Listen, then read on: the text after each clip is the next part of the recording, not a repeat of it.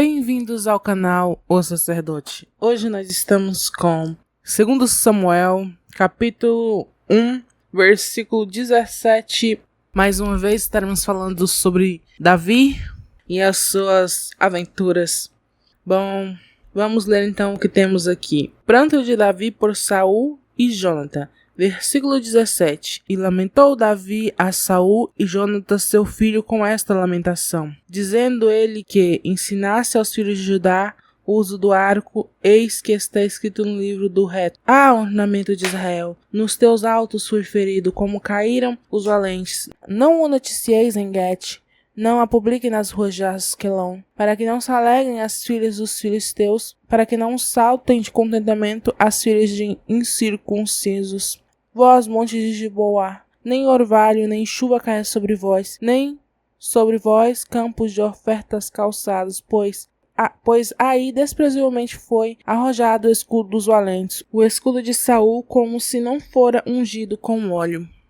Davi tem um coração segundo Deus, o coração segundo o Senhor, né? Coração segundo a vontade de Deus. Na Bíblia, eles não declaram isto sem razão ou motivos. Davi tem uma qualidade que, nos dias atuais, e mesmo na época em que Davi vivia, muito difícil de se encontrar nas pessoas. Amar os seus inimigos. Porque o lamento de Davi não foi um lamento falso, somente para aparências. Foi um lamento de verdade, foi um lamento do fundo do seu coração. Por isso que na Bíblia diz que Davi é segundo o coração de Deus, um homem segundo o coração de Deus. É muito difícil amar os seus inimigos verdadeiramente, chorar por eles. O lamento de Davi foi real. O lamento de Davi por Jonatas e por Saul que o perseguia foi real. Davi teve as suas falhas, mas ele também tinha características incríveis. Davi tinha uma personalidade incrível. Ele tinha qualidades incríveis. Vamos refletir um pouco sobre nós mesmos. Quantos de nós podemos orar por quem nos persegue e não querer matá-lo? Por mais que Deus tivesse entregado Saul na mão de Davi, ele não devesse ter recusado tantas vezes a matar Saul. Davi vinha de um lugar de amor. Ele fazia isso por amor à palavra do Senhor, por amor a seus inimigos. É difícil você olhar para alguém que está te batendo, te caluniando, te julgando, e olhar para aquela pessoa e pensar assim: nossa, ela também é um servo do Senhor, ela também é um filho de Deus, ela está passando por dificuldades, eu vou orar por ela. Ou então você está com uma arma na mão, apontada para o seu inimigo, e esse inimigo é um ladrão que está lhe ameaçando para lhe roubar. Quantos de nós não atirariam essa arma? E não porque nos falta coragem para atirar no ladrão, mas sim porque nos compadecemos do ladrão, do nosso inimigo que está nos roubando. Poucos. As pessoas querem o mal das outras simplesmente porque elas têm algo que que elas não têm. Algo que você tem e elas não têm. É difícil ver alguém que se alegra verdadeiramente nas suas conquistas. Quanto mais ver alguém que ama os seus inimigos verdadeiramente e se compadece deles. É uma coisa muito difícil. Amar o próximo, como diz a palavra do Senhor, o segundo mandamento do Senhor, nunca foi uma coisa fácil de se fazer. O próximo não ajuda a amá-los. Saul nunca ajudou Davi a amá-lo, porque Saul perseguiu Davi com todas as suas forças para o matar. E Davi muitas vezes teve Saul em suas mãos, porque Deus o deu, e o deixou escapar, pensando: ele é servo do Senhor, o Senhor ungiu. Eu prezo pela palavra do Senhor, eu prezo por tudo que o Senhor nos fala, que devemos amar os nossos inimigos, que devemos respeitar, e deixava sempre Saul sair com vida. Mas houve um dia que o Senhor se cansou desta brincadeira, porque nunca foi uma brincadeira, não é?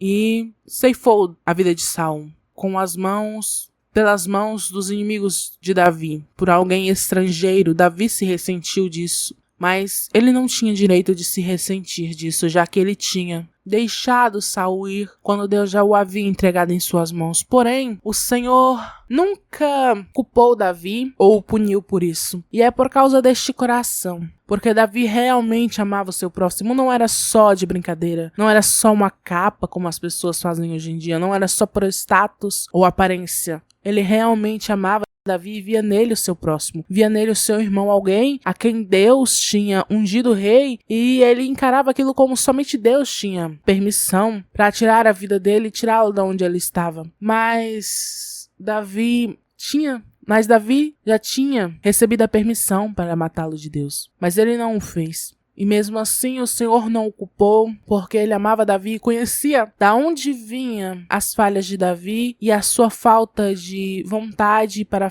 matar Saul. Então, quando Davi está lamentando Saul, ele está lamentando de coração. No fundo do coração dele, ele realmente sentia aquelas palavras. Ele realmente estava triste pela morte de Jonatas. Ele realmente estava triste pela morte de Saul. Quantos de nós se sentiríamos tristes por aquele que nos oprime? Uma pessoa que nos tem entre a cruz e a espada, entre a espada e um lugar difícil, onde não temos nem espaço para respirar porque podemos morrer a qualquer segundo. Se alguém que nos persegue assim morresse, você se sentiria triste? Você se sentiria triste como Davi ficou triste? É difícil dizer, mas na maioria das vezes a resposta vai ser não. Não é porque somos maus, nós também não somos bons, mas é porque simplesmente um ser humano é assim.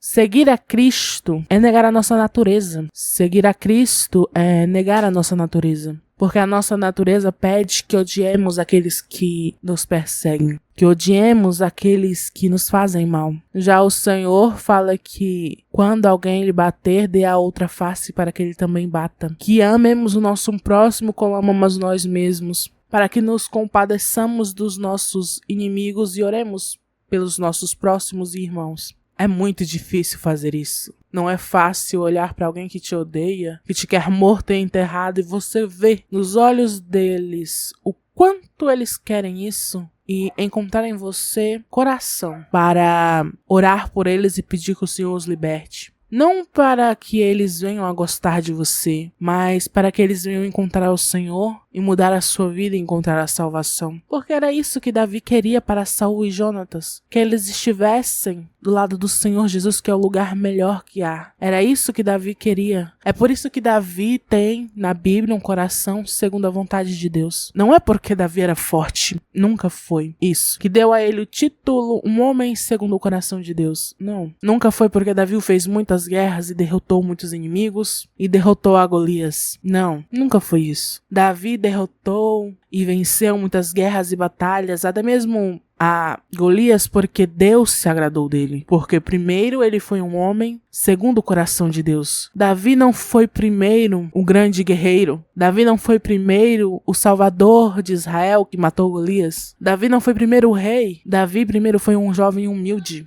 no campo, cuidando das ovelhas de seu pai, onde ele encontrou ao Senhor e se tornou um homem segundo o coração de Deus. Um jovem segundo o coração de Deus.